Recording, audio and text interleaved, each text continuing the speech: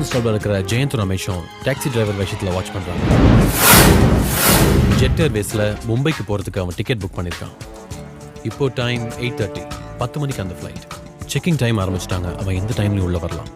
உங்களையும் என்னையும் தவிர இங்கே இருக்கிற எந்த போலீஸ்காரங்களுக்கும் இந்த ஆப்ரேஷன் பற்றி தெரியாது. ஓகே விஸ்வா, எந்த காரணத்துக்காகவும் அவன் தப்பிக்க கூடாது. அது மட்டும் இல்லை, அப்பாவி பொதுமக்களுக்கு எந்த ஒரு தொந்தரவும் இல்லாமல் இருக்கணும் இந்த ஆப்ரேஷன். நீங்கள் ஏர்போர்ட் உள்ள இருங்க, நான் வெளியே இருக்கேன். சார்,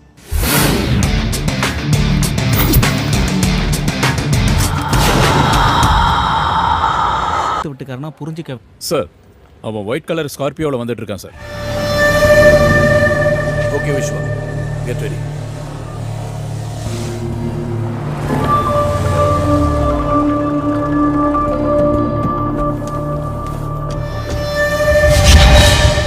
ஏய் பிரபு,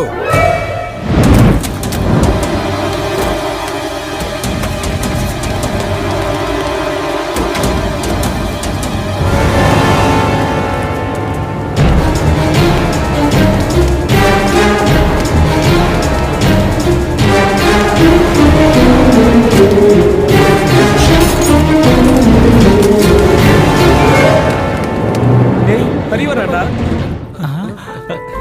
ஹாய் ஹரி. ஹாய். டேய், நான் வேகமா போய் வண்டி எடுத்துட்டு வரேன்டா. சீக்கிரம் கொஞ்சம் நகருங்கம்மா. நகருங்க.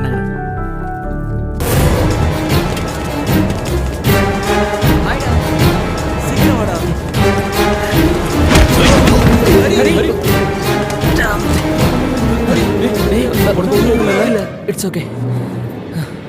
கண்ணு முன்னு தெரியாம அவன் ஓடி வரான். அவன் ஏதோ ஃப்ராடுன்னு நினைக்கிறேன். போலீஸ்காரங்க சரி, வா வா வா.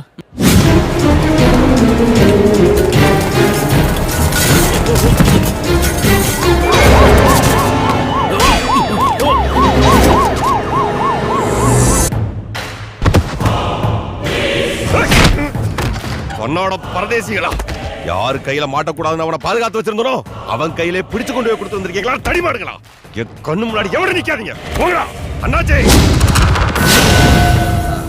அவனுக்கு ஒன்றும் ஆகாது சாஜி, நான் கமிஷனர்கிட்டயே பேசிட்டேன். இல்ல அண்ணாச்சி, அந்த இன்ஸ்பெக்டர் சும்மா இருக்க மாட்டான். அவனுக்கு என் மேல இருக்க கோவத்தை என் தம்பி மேல காமிச்சிருப்பா. அவனுக்கு ஏதாவது ஒண்ணு ஆச்சு,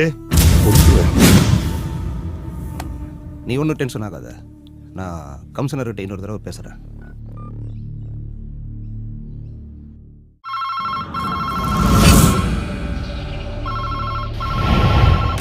ஹலோ, இருக்கார் சார், கூப்பிடுறேன்.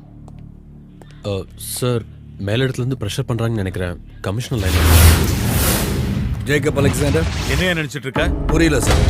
ஷாஜியோட தம்பி பிரபுவை அரெஸ்ட் பண்ணி வச்சிருக்கியே, எதுக்காகயா? அவன் சாஜியோட தம்பியா இல்ல வேற யாரோட மச்சானான்னு எனக்கு தெரியாது சார். எனக்கு கம்ப்ளைண்ட் வந்துச்சு, அவனை பிடிச்சேன், அவ்வளவுதான். என்னையா கம்ப்ளைண்ட்? என்னையா ஓவரா பேசிட்டு இருக்க? இந்த நிமிஷமே பிரபுவை ரிலீஸ் பண்ணி ஆகணும். திஸ் இஸ் மை ஆர்டர், புரிஞ்சுதா? சாரி சார், அவனை விட முடியாது. அது நீங்க இல்ல, எந்த கொம்பனே சொன்னாலும். யூ கோவப்படாதீங்க சார், நான் சொல்றதை கொஞ்சம் கேளுங்க.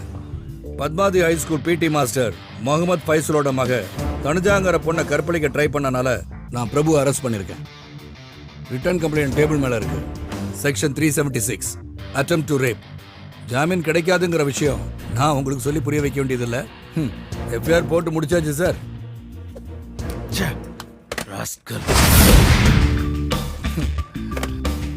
ஏய் பிரபு, உன்னை காப்பாற்ற உங்க அண்ணனும் இன்னும் இருக்கிற ஒரு சொந்தக்காரங்களும் ப்ரெஷர் பண்றாங்க.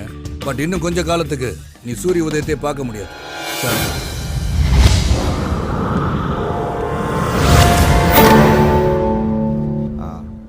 சரி சார், புரியுது.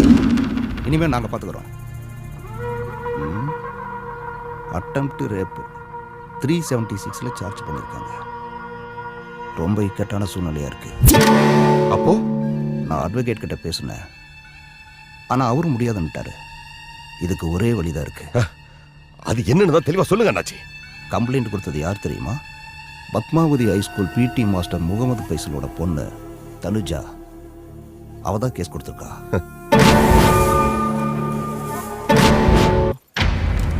What nonsense are you talking? நீங்க சொல்லி தானே கேஸ் ஃபைல் பண்ண. எதுக்கு இப்போ பயந்து பின்வாங்குறீங்க? மன்னிக்கணும் சார், இதுக்கு மேல வேற எதுவும் கேட்காதீங்க. கேஸை கண்டினியூ பண்ற மனநிலையில நாங்க இல்ல. அதனால தான் நானும் கேட்கிறேன். வை, எதுக்காக கேஸ் வாபஸ் வாங்குறீங்க? யாராவது மிரட்டினாங்களா? சொல்லுங்க, யாராவது உங்களை பயமுறுத்தாங்களா? உங்களை மாதிரி படிச்சவங்களே இப்படி இருக்கனால தான் டெல்லியில ஓடுற பஸ்ல கற்பழிக்கிற அளவுக்கு நம்ம நாட்டுல வக்ர புத்தி அதிகமாயிடுச்சு. என்ன காரணம்? எதுக்காக காப்பாத்த நினைக்கிறீங்க? சொல்லுங்க. சார் மேற்கொண்டு எதுவும் கேட்காதீங்க. நான் எதுவும் சொல்ற மாதிரி இல்லை. எனக்கு இருக்கிறது ஒரே பொண்ணு. எனக்கு இவ உயிரோட இருக்கிறது ரொம்ப முக்கியம். ஏதோ நடக்கக்கூடாததெல்லாம் நடந்து போச்சு. அதுக்காக சம்பந்தப்பட்டவங்க மேல கம்ப்ளைண்ட கொடுத்து கோர்ட்டு கேஸ்ன்னு ஏறி எங்க மானத்தை இழக்க நான் விரும்பல சார். அதை நீங்க கம்ப்ளைண்ட் கொடுக்கறதுக்கு முன்னாடி யோசனை பண்ணிருக்கணும். தேடி பிடிச்சு அரெஸ்ட் பண்ண பிறகு ஒரு கோலை மாதிரி பின்வாங்குறீங்களே. ஆயிரக்கணக்கான மாணவர்களுக்கு படிப்பு சொல்லித்தர ஆசிரியர் நீங்க. நீங்களே இப்படி பயந்து போனா அவன மாதிரி குற்றவாளிங்க அதிகமாயிருவாங்க. சாரி சார், நான் கேஸை வாபஸ் வாங்கிக்கிறேன். Good afternoon mister inspector. I am advocate Ravishankar. Prabhu ஜாமீன்ல எடுக்க வந்திருக்கேன். எதுக்கு வக்கீல் ஜாமீன்? என் தம்பி பேர்ல என்ன கேஸ் இருக்கு? ஒன்னும் இல்ல. இந்த இன்ஸ்பெக்டர் என்ன பழி வாங்க முடியாம என் தம்பி மேல போட்டு சோடிச்ச பொய் கேஸ். இந்த பணம் காட்டுனரி சாஜியோடையும் அவன் தம்பியோடையும் ஒரு ரோமத்தை கூட எவனும் தொட முடியாது. அப்படி ஒருத்தர் இன்னும் பிறக்கவே இல்லை. அப்படி பிறந்தாலும் நான் அழிச்சிடுவேன். ஞாபகம் வச்சிருக்கியா? ஒன்னு நான் இங்கிருந்து 2 தடவை ட்ரான்ஸ்ஃபர் பண்ணியிருக்கேன். திரும்பவும் நீ இங்கே வந்திருக்க. இன்னொரு தடவை நீங்க வந்தேன்னா ஓ இருக்கு நான் புரிஞ்சேன். என் தம்பியை உள்ள வச்சு நீ பூட்டிட்ட. அந்த பூட்டை எப்படி உடைச்ச பாத்தியா? இது மாதிரி எல்லாத்தையும் மொத்தமா அழிச்சு. நீ என்கிட்ட விளையாடாத. நீ பல பேரை பார்த்தவன் தான். அந்த கூட்டத்தில் என்ன சேர்த்துறாத. மதம் பிடிச்ச காத்தியானடா. நசுக்க தொடங்கினா எல்லாத்தையும் நசுக்கிடுவேன். எல்லாத்தையும்.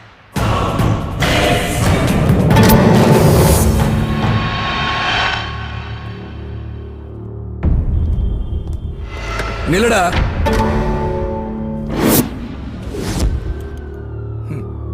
நீ அப்படியே போயிட்டா விஸ்வா, அந்த நாயை வெளியே விடு. சரிங்க சார்.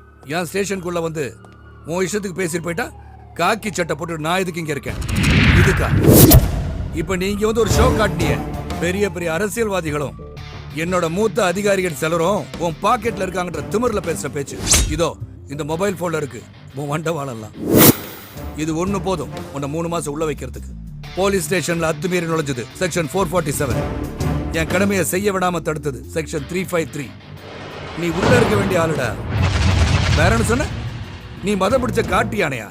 ஏடா பரதேசி பயல, மதம் பிடிச்ச யானைய மயக்க வச்சு போட்டு அடக்குற வெட்டரி டாக்டர் தான் நீ பார்த்திருப்ப. ஆனா மதம் பிடிச்ச காட்டு யானைய நேருக்கு நேர் நெஞ்ச நிமித்தி நின்னு நெத்தியில மோதி அடக்குன வேட்டக்காரனை நீ பார்த்தது இல்லையே. அதான் ஜேக்கப் அலெக்சாண்டர். இவர் இங்க இருக்க அப்பாவிங்க வேணா உனக்கு பயப்படலாம். இந்த பூச்சாண்டி வேலையெல்லாம் என்கிட்ட பலிக்காது. என்ன ஜெயிக்கணும்னா இன்னும் 7 ஜென்மம் நீ எடுக்கணும். நீ சொன்னிய என்ன 2 தடவை இங்க இருந்து டிரான்ஸ்பர் பண்ணிட்டேன்னு. என்ன இப்ப இங்க வர வச்சது என்ன நம்புற இந்த ஊர் மக்கள். அவங்க என் கூட இருக்கிற வரைக்கும் உன்னால என்ன ஒண்ணும் பண்ண முடியாது. இப்ப நான் நினைச்சா உன்னை என்ன வேணாலும் செய்யலாம். சில புறம்போக்கு பொறுக்கிங்க மேலையும் லோக்கல் பிக் பாக்கெட் மேலையும் போடுற மகா கீழ்த்தரமான கேஸ்ல உன்னை உள்ள தூக்கி வைக்க எனக்கு இஷ்டம். ஆனா உனக்காகவே ஸ்பெஷலா ஒரு சுருக்கு ரெடி பண்றேன். உன் திமிரையும் உயிரையும் முடிக்க போற ஒரு சுருக்கு. அது இன்னும் சில நாட்கள் இல்ல, மணிக்கணக்கில் முடிக்கிறேன். Your countdown starts now. அது வரைக்கும் நான் பிச்சை போட்ட உசுரை எடுத்துக்கிட்டு ஓடா பரதேஸ்.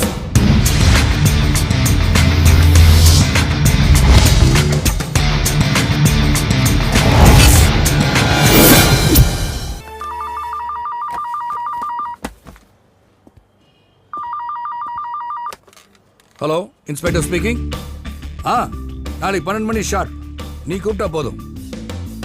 லேண்ட்லைன்ல ஃபோன் பண்ணது, மொபைல் நம்பருக்கு கூப்பிடு. ஓகே. எஸ். விஸ்வா சார்.